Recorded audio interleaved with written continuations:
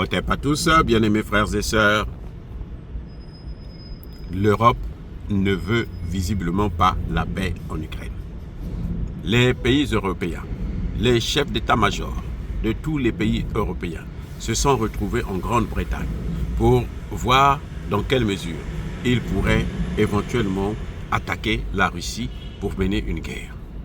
J'espère que cette fois-ci, ils ne vont pas compter sur les Africains et que le pays africain qui va tomber dans ce piège, tant pis pour lui, il payera le prix, mais il va le payer seul, sans les autres Africains.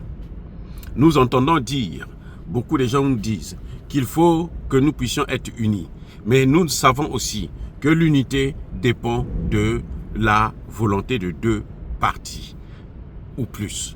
Ce n'est pas la volonté d'une partie, non. Toutes les parties qui sont concernées doivent avoir la volonté pour aller vers l'unité. Vous voyez les Européens, ils veulent faire la guerre en Russie, mais tous les Européens, tous les pays européens sont unanimes. Parce qu'ils savent qu'il en va de leur survie. Surtout que les Américains deviennent maintenant réticents.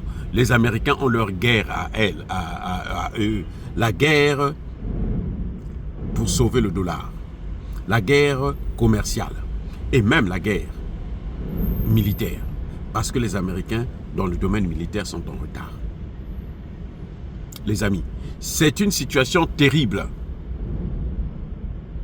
Pour sauver le dollar, les Américains ont besoin d'éloigner la Russie de la Chine. Ce qui m'étonnerait qu'ils puissent réussir. Parce que la Russie et la Chine ont des accords qu'ils ont pris en compte pendant le déroulement de cette guerre, qui devait être ensemble. Et la Chine a été l'un des sauveurs même de la Russie. C'est la Chine qui achète pratiquement tout le pétrole russe, les matières premières russes. Et c'est ce qui a permis que l'économie russe puisse rebondir, au lieu de chuter comme les Occidentaux s'y attendaient. Au contraire, cette économie a rebondi. Donc le problème, c'est que les Européens sont en train de vouloir faire cette guerre sans les Américains. Parce qu'ils savent que les Américains, leurs intérêts sont en train d'être préservés. S'ils arrivent à mettre la paix, à entraîner un cessez-le-feu, les intérêts américains seront préservés. Et même les Américains ne voudront pas qu'on puisse déstabiliser encore l'Ukraine ou la Russie, parce que, mais attendez, je vais vous dire, Trump a bien dit que lui, il est intéressé aussi par les matières premières qu'il y a en Russie. Ils sont en train de, quand vous voyez 2 heures de discussion là, c'est pas sur l'Ukraine, non? L'Ukraine, ça, on effleure ça.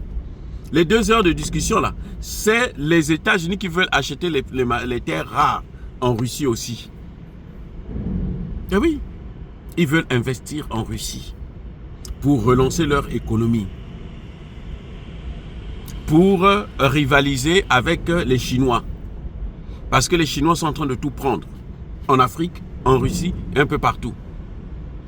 Donc les Américains sont obligés. Et ils ne vont pas s'encombrer avec les Européens qui veulent la guerre parce qu'ils pensent qu'une guerre va se gagner seulement par les armes. Une guerre ne se gagne pas seulement par les armes. L'arme de la diplomatie est parfois plus forte que l'arme militaire conventionnelle. Donc, pour les Africains, et plutôt pour les Européens, ils sont en train de se tromper, mais alors très largement. On va voir ce qui va sortir de cette rencontre des chefs d'état-major. On va voir où est-ce qu'ils vont trouver des hommes. On va voir les armes qu'ils vont pouvoir utiliser. Parce qu'ils ne sont pas prêts à inventer une autre arme en dehors de ce qu'ils ont déjà tout expérimenté avec l'Ukraine et qui n'a pas marché, que la Russie a pu contrer, que la Russie a pu neutraliser, que la Russie a pu anéantir. Voyez, donc la guerre que les Européens cherchent, ça va se retourner encore sur eux et ils vont encore s'appauvrir et là, et Russes et Américains vont coloniser les Européens. J'ai dit, Russes, Américains, ils vont recoloniser l'Europe. Parce que les Américains viendront pour les sauver, c'est les Américains qui vont venir encore pour apporter la paix, là où eux, ils ont voulu faire la guerre. Et ils seront obligés de payer le prix. Le plan Marshall, C'est un prix que les Européens ont payé. Ils ont fini de payer ça dans les années 2010, là. Il n'y a pas longtemps. Hein.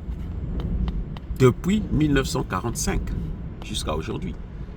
Les amis, les Européens sont en perdition. C'est un empire en déclin.